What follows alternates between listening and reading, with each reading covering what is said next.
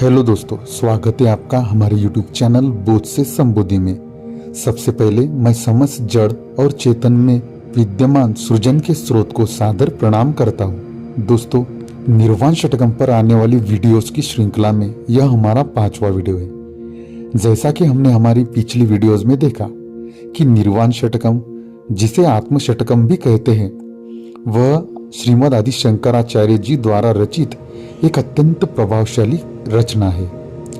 इसमें उन्होंने 6 श्लोकों में या सूत्रों में आत्मा के स्वरूप को नेति नेति न यह न वह इस पद्धति से वर्णित किया है। यह ग्रंथ आत्मा की पहचान के मार्ग में आने वाली गलत धारणाओं को हटाता है, जैसे मैं शरीर हूँ, मैं मन हूँ, मैं इंद्रिया हूँ, मैं कर्म और भोग हूँ।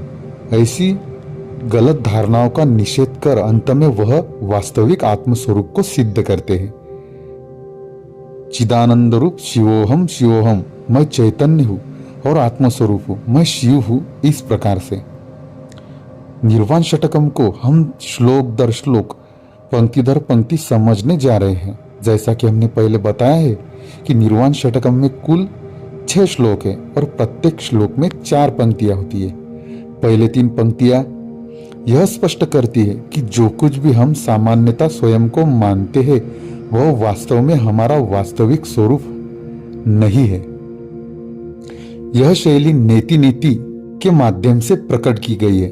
आदि शंकराचार्य जी ने यह परिचय रूपी ज्ञान अपने गुरु श्रीमद् गोविंद भगवत पाद जी को उत्तर के रूप में दिया था।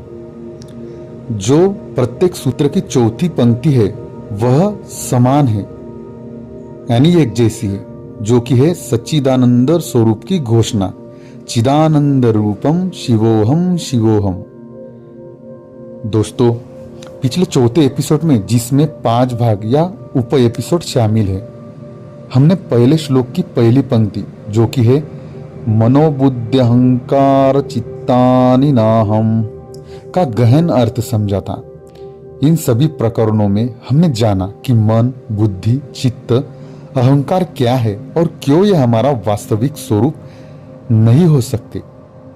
श्रीमद् आदि शंकराचार्य विरचित निर्वाण षटकम की इस श्रृंखला में अब हम इस रचना के अगले पड़ाव की ओर कदम बढ़ाने जा रहे हैं। अब हम इस श्रृंखला की 5वीं कड़ी को शुरुआत करने जा रहे हैं। इसमें हम पहले श्लोक की जो दूसरी पंक्ति है, न च श्रोत्र जिह्वे न च घ्राण नेत्रे, जिसका सामान्य अर्थ है मैं न तो श्रवण, न जीव, न घ्राण और न ही नेत्र हूं। मैं न तो श्रवण हूं, मैं न तो जीव हूं, मैं न तो घ्राण हूं, मैं न ही नेत्र हूं और मैं न ही त्वचा हूं। यह पंक्ति हमें यह सिखा रही है कि हम जो स्वयं है वह इंद्रियों से परे है। आदि शंकराचार्य यहाँ पर इंद्रियों के साथ तादात्म्य को तोड़ते हैं। जो हम इंद्रियों के साथ आइडेंटिफाई कर लेते हैं खुद को, उसका निरोध करते हैं। इस पंक्ति के माध्यम से यह भी बताया गया है कि इंद्रियां, जिन्हें हम अपने अनुभव का माध्यम मानते हैं, वो भी हमारा वास्तविक स्वरूप नहीं है। हम उनके साक्षी है, उपयोग करता है इंद्रियों के, लेकिन वे हम नहीं है, वह हमारा वास्तविक स्वरूप नहीं है। इस गूढ़ विचार को हम विस्तार से आध्यात्मिक दृष्टि से इस वीडियो में समझेंगे। इस वीडियो से हम उस शाश्वत ज्ञान की गहराई में गोता लगाने जा रहे हैं जो निर्वाण षटकम हमें प्रदान कर रहा है। इससे निर्वाण षटकम से प्राप्त होने वाले शाश्वत ज्ञान के बारे में हमारी समझ और उन्नत होगी। दोस्तों, वेदांत और योग शास्त्र में मानव शरीर को केवल मांस या रक्त का पिंड नहीं माना गया, बल्कि एक अत्यंत जटिल और सूक्ष्म यंत्र, एक डिवाइन मैकेनिज्म माना गया है, जिसमें आत्मा, मन, इंद्रिया और बुद्धि मिलकर संसार के अनुभव को संभव बनाते हैं। इस शरीर के माध्यम से आत्मा जगत का अनुभव लेती है और इसमें प्रमुख भूमिका होती है ज्ञानेंद्रियों की। इस कड़ी में आगे बढ़ने से पहले हम यह जानेंगे कि ज्ञानेंद्रिया क्या है और उनका कार्य क्या है। उसके बाद हम इंद्रियों के बारे में संक्षिप्त परिचय लेंगे। सबसे पहले देखते हैं ज्ञानेंद्रिया क्या है। दोस्तों, ज्ञानेंद्रिया वह 5 इंद्रिया है जो हमें बाह्य संसार का ज्ञान प्रदान करती है। ज्ञानेंद्रिया जानने के साधन है। ये शरीर के वे द्वार है जिनके माध्यम से आत्मा या चेतना संसार का अनुभव करती है। ज्ञानेंद्रिया वे 5 सूक्ष्म यंत्र है जिनके माध्यम से हम बाह्य जगत का ज्ञान प्राप्त करते हैं। ये आत्मा को बाहरी दुनिया से जोड़ती है। संस्कृत में ज्ञान का अर्थ है जानना और इंद्रिय का अर्थ है उपकरण या अंग। इसलिए ज्ञानेंद्रिय इसका शाब्दिक अर्थ हुआ जानने की उपकरण। जैसा कि हमने देखा कि ज्ञानेंद्रिय शब्द 2 भागों से मिलकर बना है, ज्ञान जिसका अर्थ है जानना और इंद्रिया जिसका अर्थ है इंद्रिय संवेदना का उपकरण या अंग। इसलिए ज्ञानेंद्रिय को जानने का उपकरण भी कहा जाता है। दोस्तों 5 ज्ञानेंद्रिय है। सबसे पहला है श्रोत्र जिसको कान भी कहते हैं, जिसका कार्य है श्रवण अर्थात ध्वनि को जानने की शक्ति। दूसरा है त्वचा जिसको स्पर्शेंद्रिय भी कहते हैं, जो स्पर्श को जानने की शक्ति है। उसके बाद तीसरा है चक्षु जिसे नेत्र भी कहते हैं, जो रूप आकार रंग आदि को देखने की शक्ति है। उसके बाद चौथा है जिह्वा जो स्वाद को जानने की शक्ति है। उसके बाद 5वां है घ्राण यानी नाक जो गंध को जानने की शक्ति है। इस प्रकार 5 ज्ञानेंद्रिय है, लेकिन उनका कार्य क्या है इसका भी हम अवलोकन करने का प्रयास करते हैं। इन ज्ञानेंद्रियों का मुख्य कार्य है बाह्य विषयों को ग्रहण करना और उन्हें मन एवं बुद्धि तक पहुंचाना ताकि आत्मा उसके अनुभव से जुड़ सके। उदाहरण के लिए जब कोई सुंदर फूल देखता है तो चक्षु उस दृश्य को ग्रहण करता है, मन उसका अर्थ पकड़ता है कि यह गुलाब है और बुद्धि उसे पहचानती है कि यह सुंदर है या कुरूप है। लेकिन इन सबसे परे आत्मा केवल साक्षी है जो इस समस्त प्रक्रिया को देख रही है। आइए अब हम आगे बढ़ते हैं निर्वाण षटकम की उस मुख्य पंक्ति की ओर जिसमें श्रीमद् आदि शंकराचार्य जी ने यह दिव्य उद्घोष किया है कि ज्ञानेंद्रिय भी उनका वास्तविक स्वरूप नहीं है। जैसा कि हमने पहले श्लोक की पहली पंक्ति में जाना, मनोबुद्धि अहंकार चित्तानि नाहम, कि मैं मन बुद्धि चित्त और अहंकार नहीं हूं, क्योंकि मन बुद्धि चित्त और अहंकार केवल साधन है, वे परिवर्तनशील है अतः नश्वर है, इसलिए वह मेरा वास्तविक स्वरूप नहीं है। अब आदि शंकराचार्य हमें ध्यानपूर्वक अगली पंक्ति की ओर ले जाते हैं जहां वे स्पष्ट करते हैं कि न च श्रोत्र जिह्वे न च घ्राण नेत्रे, अर्थात मैं न तो कान हूं न जीभ हूं न नाक हूं और न ही आंखें या दृष्टि हूं। यह पंक्ति हमें ज्ञानेंद्रिय के साथ अपनी पहचान को तोड़ने का आह्वान करती है। जैसा कि हमने पहले देखा कि हमारे शरीर में 5 ज्ञानेंद्रियां होती है, इनके माध्यम से हम संसार का अनुभव करते हैं। लेकिन आदि शंकराचार्य जी यहाँ पर हमें एक अत्यंत गहन बोध दे रहे हैं कि तुम वह नहीं हो जो सुनता है, जो देखता है, जो सूंघता है, जो चखता है या जो छूता है। तुम वह हो जो इन सभी अनुभवों का साक्षी है। श्रीमद् आदि शंकराचार्य जी इस पंक्ति में यह स्पष्ट कर रहे हैं कि मैं न तो 5 ज्ञानेंद्रिय हूं न उनका अनुभव करने वाला शरीर हूं।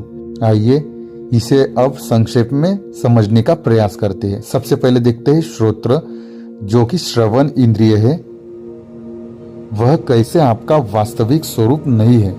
दोस्तों हम श्रवण इंद्रिय के माध्यम से सुनते हैं, ध्वनियों को ग्रहण करते हैं, पर क्या वही हम हैं? ध्वनि एक इंद्रियगत अनुभव है और यह शरीर की एक सीमा के भीतर घटित होता है, परंतु हम तो वह है जो सुनने के अनुभव के भी साक्षी है।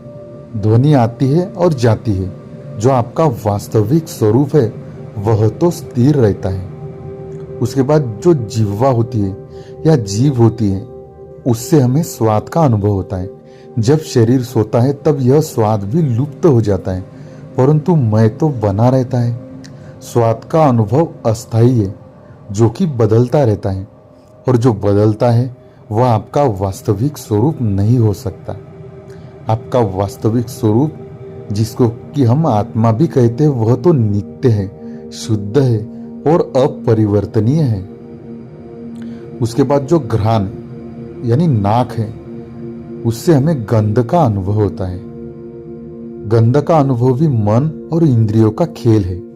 कोई गंध सुखद होती है, कोई अप्रिय, लेकिन आत्मा न तो सुखी होती है न दुखी, वह तो निरपेक्ष साक्षी है। उसके बाद दृष्टि से हम संसार को देखते हैं, लेकिन जब आंखें बंद हो जाती है तब भी चेतना रहती है। सपनों में भी देखना चलता है बिना आंखों के। तो स्पष्ट है कि दृष्टि और देखना आत्मा नहीं हो सकती।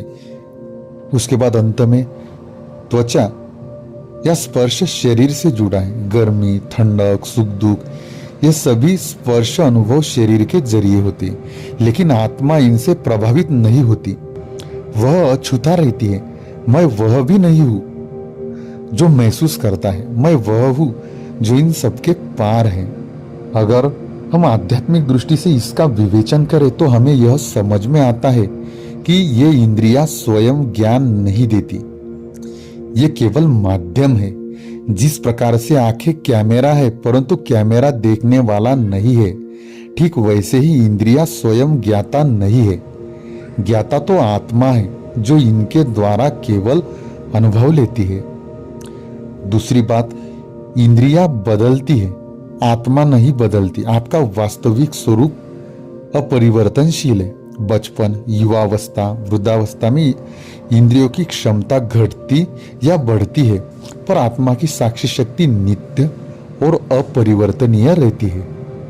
उसके बाद ये हमें संसार में बांधती है। जो इंद्रियां होती है वह हमारे संसार में बंधन का कारण है और वह मुक्त भी कर सकती है। जब ज्ञानेंद्रियां मन और वासनाओं के अधीन होती है तब वे आत्मा को विषयों में उलझा देती है, पर जब ये संयम और विवेक से चलती है तब यही इंद्रियां साधना के साधन बन जाती है।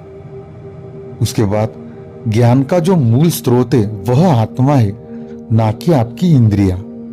इंद्रियां तो केवल विषयों का डेटा लाती है। उसका अर्थ समझना, विवेक करना और सत्य को जानना, ये आत्मा और बुद्धि का कार्य है। निर्वाण षटकम हमें यही सिखाता है कि तुम इंद्रियां नहीं हो। नच श्रोत्र जिह्वे नच घ्राण नेत्री। इस पंक्ति में यही संदेश है कि सुनने, देखने, चखने या सूंघने वाला मैं नहीं हूं, मेरा वास्तविक स्वरूप नहीं है।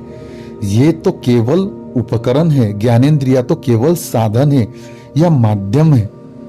इस प्रकार से ज्ञानेंद्रिया एक प्रकार से आत्मा की खिड़कियां है, पर आत्मा खिड़की नहीं, वह तो आकाश है।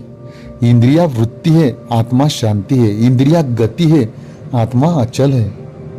इस प्रकार जब साधक यह पहचान लेता है कि मैं ज्ञानेंद्रियों के पार हूं, तब वह साक्षी भाव में स्थित होकर अहंकार, वासनाओं और बंधनों से मुक्त हो सकता है और यही से आत्मा की स्वतंत्रता की यात्रा अर्थात मोक्ष का आरंभ होता है।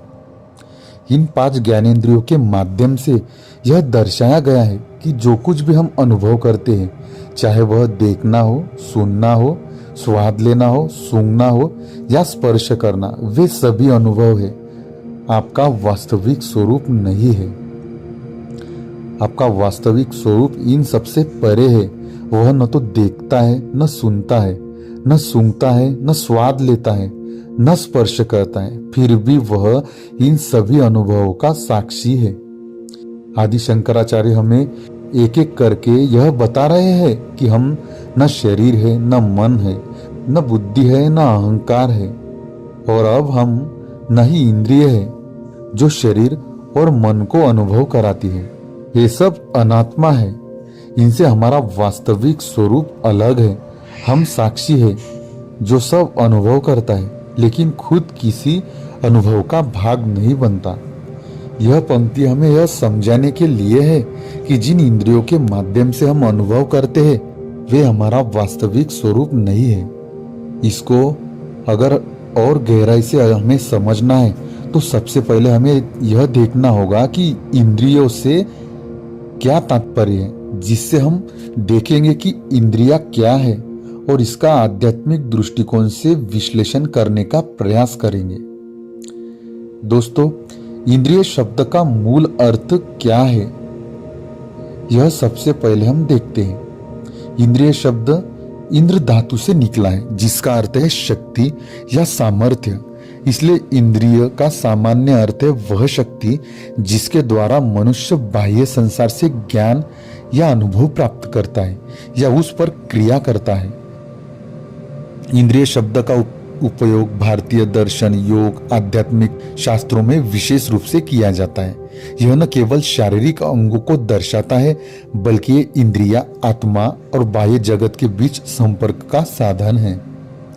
यह शब्द संस्कृत से आया है और इसका शाब्दिक अर्थ है इंद्र से संबंधित या संज्ञान या अनुभव के उपकरण। इंद्रिया आत्मा के अनुभव का उपकरण है। आत्मा स्वयं चेतन है, लेकिन जब वह शरीर के साथ जुड़ती है तो उसे इस भौतिक संसार का अनुभव करने के लिए इंद्रियों की आवश्यकता होती है। ये मन, शरीर और आत्मा के बीच एक सेतु का कार्य करती है। इंद्रियों को दो भागों में बांटा गया है। सबसे पहले ज्ञानेंद्रिया या सेंसोरी ऑर्गन्स, जो कि जानने के लिए होती है। दूसरा है कर्मेंद्रिया या ऑर्गन्स ऑफ एक्शंस, जो कि कार्य करने के लिए होती है। ज्ञानेंद्रिया है, जैसा कि हमने पहले देखा कि ज्ञानेंद्रिया 5 है: नेत्र, कर्ण, नासिका, जिह्वा एवं त्वचा। और कर्मेंद्रिया भी 5 है: हाथ, पैर, वाणी, गुद्दा और जननेंद्रिया। आइए अब हम इंद्रियों की भूमिका के बारे में जानते हैं। इंद्रिया हमारे जीवन में केवल भौतिक अनुभव का साधन नहीं है, बल्कि यह आत्मा की चेतना को संसार में फैलाने या ईश्वर की ओर मोड़ने वाले शक्तिशाली उपकरण भी है। इंद्रिया आत्मा को संसार से जोड़ती है। इंद्रिया आत्मा और संसार के बीच पुल का कार्य करती है। आत्मा स्वयं चेतन, शुद्ध और निराकार है। जब आत्मा शरीर के संपर्क में आती है तो वह 5 ज्ञानेंद्रियों और 5 कर्मेंद्रियों के माध्यम से इस संसार का अनुभव करना शुरू कर देती है। जब आत्मा इंद्रियों के आकर्षण में आ जाती है तो वह विषयों में उलझकर मोह, वासना, क्रोध, लोभ आदि में फंस जाती है। यह बंधन का कारण बनता है। इन इंद्रियों के बिना आत्मा संसार से कोई संबंध नहीं बना सकती। उदाहरण के लिए, आंखें हैं तभी आत्मा को देखने का अनुभव होता है। जिह्वा है तभी आत्मा को स्वाद का अनुभव होता है। दूसरी सबसे महत्वपूर्ण बात जो कि इंद्रियों के बारे में है कि इंद्रिया विषयासक्ति और बंधन का कारण है। जब इंद्रिया विषयों जैसे रूप, रस, गंध, स्पर्श, शब्द आदि में रम जाती है तो मन चंचल होता है और आत्मा संसार में बंध जाती है। यह बंधन ही जन्म मृत्यु के चक्र का कारण बनता है। विषयों का चिंतन करते हुए मनुष्य की इंद्रियां उनसे जुड़ जाती है और उनसे कामना उत्पन्न होती है। फिर क्रोध, मोह और अंत में विनाश होता है। यही क्रम इंद्रियों के दुरुपयोग से आत्मविनाश तक ले जाता है।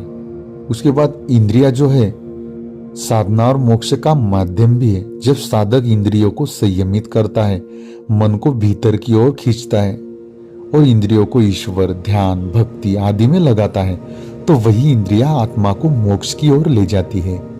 ईश्वर ने इंद्रियों को बाहर की ओर उन्मुख बनाया है, इसलिए हम बाहरी चीजों को देखते हैं पर अंदर नहीं देखते। जो साधक अपने इंद्रियों को भीतर मोड़ लेता है वही आत्मा का साक्षात्कार करता है, अपने सच्चे स्वरूप का साक्षात्कार करता है। इस प्रकार संयमित इंद्रियां साधना का माध्यम बन सकती है।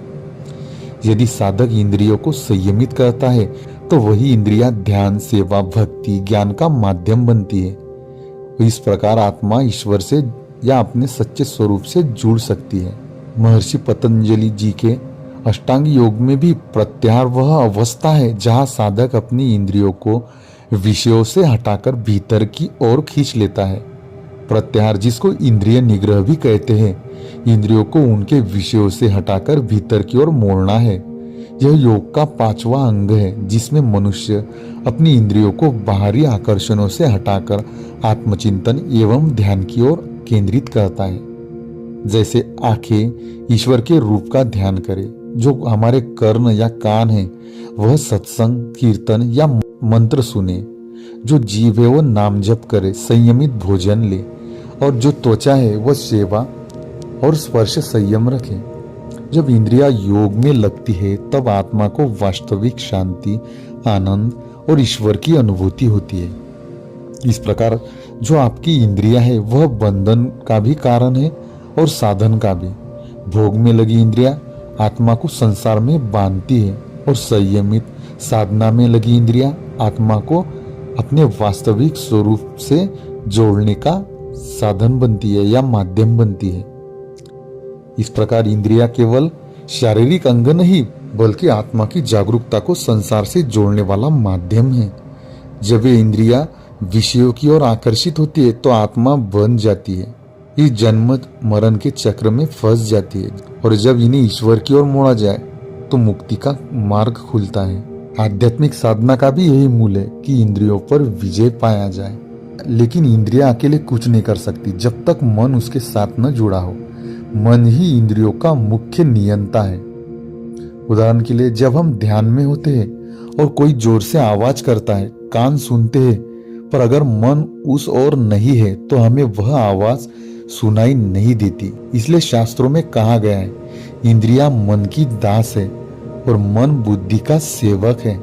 इंद्रियों की प्रकृति ही है बाहर की ओर आकर्षित होना, यह उनकी स्वाभाविक प्रवृत्ति है। यही कारण है कि साधना में बार बार ध्यान हटता है, इसलिए प्रत्याहार को योग में अनिवार्य चरण माना गया है। आइए अब हम इंद्रियों की जो 3 मुख्य अवस्थाएं हमें देखने को मिलती है उनको समझने का प्रयास करते हैं। सबसे पहले असंयमित अवस्था। इस अवस्था में इंद्रियां पूरी तरह से भोग विलास इंद्रिय विषयों में उलझी रहती है। मन इंद्रियों के पीछे दौड़ता है और आत्मा पूरी तरह से माया में डूबी होती है। इस असंयमित अवस्था के लक्षणों की यदि बात करें तो मन चंचल और अस्थिर रहता है। व्यक्ति काम, क्रोध, लोभ, मोह, मद, मात्सर्य में उलझा रहता है। इच्छाओं की पूर्ति के लिए प्रयास करता है पर तृप्त नहीं होता। जब मन इंद्रियों के पीछे पीछे चलता है तो वह मनुष्य की बुद्धि को उसी प्रकार हर लेता है जैसे जल में नौका को तेज हवा भटका देती है। यह अवस्था सांसारिक जीवन की सामान्य स्थिति है। साधना की शुरुआत यही से होती है। यह तो हुई असंयमित अवस्था के बारे में बात। अभी हम संयमित अवस्था के बारे में जानकारी लेते हैं। इस अवस्था में साधक इंद्रियों पर नियंत्रण रखता है। इंद्रिया अब विषयों की ओर नहीं भागती बल्कि योग, भक्ति, सेवा, जप, ध्यान आदि में लगी रहती है। इस संयमित अवस्था का लक्षण है इंद्रियां सक्रिय रहती है पर वासना या भोग में नहीं। मन और बुद्धि विवेक से कार्य करते हैं। साधक सेवा करता है पर आसक्त नहीं होता। जिसका आहार, विहार, कार्य, निद्रा, जागरण सब संयमित है वही योगी दुखों से मुक्त होता है। यह अवस्था साधना का मध्य बिंदु है। यही से आत्म प्रकाश की ओर मार्ग खुलता है। उसके बाद इंद्रियों की जो तीसरी अवस्था है उसको निष्क्रिय अवस्था या लयबद्ध अवस्था भी कहते हैं। यह अवस्था ध्यान की उच्चतम स्थिति है जहाँ इंद्रियां बाह्य जगत से पूरी तरह हट जाती है और भीतर की ओर आत्मा या ईश्वर की ओर मुड़ जाती है। इसे प्रत्याहार के बाद धारणा, ध्यान और अंततः समाधि में अनुभव किया जा सकता है। यह जो निष्क्रिय अवस्था है इसमें इंद्रियां सुन या देख नहीं रही होती पर चेतना जागृत रहती है। साधक को बाहरी जगत की कोई अनुभूति नहीं होती, केवल आत्मिक आनंद अनुभव होता है। मन भी शांत हो जाता है, केवल शुद्ध चैतन्य बचता है। जहाँ मन पूरी तरह शांत हो जाता है और योग के अभ्यास से आत्मा में ही आनंदित होती है, वही सच्ची समाधि की अवस्था है। यह अवस्था अत्यंत दुर्लभ है पर अंतिम लक्ष्य यही है। इस प्रकार इंद्रियों की इन 3 अवस्थाओं को समझकर हम यह जान सकते हैं कि हम साधना में कहाँ खड़े हैं। उद्देश्य यह नहीं है कि इंद्रियों को दबाया जाए बल्कि उन्हें परिवर्तित या ट्रांसफॉर्म किया जाए, उनको आत्मा की सेवा में लगाया जाए और अंततः उन्हें लयबद्ध कर आत्मा की शुद्ध चेतना में विलीन कर दिया जाए। यही सच्चा योग है। यह तो ही इंद्रियों के 3 अवस्थाओं के बारे में जानकारी। अभी हम हमारी जो इंद्रियां है और जो पंच महाभूत है उनमें क्या संबंध है उसको समझने का प्रयास करते हैं। सबसे पहली ज्ञानेंद्रिय है कान, जिसका कार्य है श्रवण करना। आकाश तत्व कान से संबंधित है। उसके बाद दूसरा ज्ञानेंद्रिय है त्वचा, जिसका कार्य स्पर्श करना है जो कि वायु से जुड़ा है। उसके बाद है नेत्र, जिसका काम देखना है, जो अग्नि तत्व से जुड़ा है। उसके बाद अगला ज्ञानेंद्रिय है जिह्वा, जिसका काम है स्वाद लेना, वह जल तत्व से जुड़ा है। उसके बाद जो नाक या घ्राण है, जो गंध का अनुभव कराता है, वह पृथ्वी तत्व से जुड़ा है। यह संबंध हमें बताता है कि इंद्रियां कैसे प्रकृति से जुड़ी है और क्यों आत्मा को उनसे ऊपर उठना पड़ता है। एक साधक की प्रकृति का सबसे बड़ा संकेत यही होता है कि उसकी इंद्रियां विषयों की ओर खींचती है या विवेक पूर्वक नियंत्रित होती है। यदि कोई व्यक्ति भोग में रहते हुए भी इंद्रियों को नियंत्रित रख सकता है तो वह वास्तव में योगी है। इस प्रकार इंद्रियां एक द्वार है, या तो वे हमें संसार में ले जाएगी यानी माया की ओर ले जाएंगी, या तो भीतर की यात्रा कराएगी यानी आत्मा और परमात्मा की ओर ले जाएगी। इसलिए इंद्रिय निग्रह ही आत्म साक्षात्कार की कुंजी है। सभी योग, वेद, उपनिषद, संत यही कहते हैं। इंद्रियां न तो शत्रु है न मित्र, यह निर्भर करता है कि उन्हें कैसे प्रयोग किया जाता है। यदि इंद्रियां विषयों में लगी है तो वे आत्मा को गिरा देती है। यदि इंद्रियां ध्यान, सेवा, नामस्मरण में लगी है तो वे आत्मा को ऊपर उठाकर ईश्वर तक पहुंचा देती है। इंद्रियों का संयम ही साधना की पहली सीढ़ी है और समाधि की ओर यह पहला कदम भी है। जैसा कि हमने देखा कि इंद्रियां दो प्रकार की होती है, ज्ञानेंद्रिया और कर्मेंद्रिया। अभी हम निर्वाण षटकम के जो प्रथम सूत्र की दूसरी पंक्ति है, जो कि ज्ञानेंद्रियों से संबंधित है, उसको समझने का प्रयास कर रहे हैं। इसलिए हम आगे की हमारी वीडियो में केवल ज्ञानेंद्रियों की समझ तक ही अपने आप को सीमित रखेंगे। आज के लिए इतना ही। बने रहे हमारे साथ आपके अपने यूट्यूब चैनल बोध से संबोधि में। अगले वीडियो में हम इन ज्ञानेंद्रियों की उत्पत्ति कैसे होती है, यह उनके उत्पत्ति के क्रमानुसार देखेंगे। आगे की वीडियो बहुत महत्वपूर्ण है, जो कि आपको यह समझ पाने के लिए कि कैसे यह आपका वास्तविक स्वरूप नहीं, इसके लिए अत्यंत बोधप्रद सिद्ध होगी। अगर आप हमारे वीडियो से लाभान्वित हो रहे हैं तो कृपया हमारे वीडियो को लाइक और शेयर जरूर करें। अगर आपने हमारे चैनल को अभी तक सब्सक्राइब नहीं किया है तो कृपया सब्सक्राइब करें, साथ ही बेल आइकॉन दबाएं ताकि आने वाली वीडियोस की नोटिफिकेशन आपको सबसे पहले प्राप्त हो। धन्यवाद। ओम शांति शांति शांति।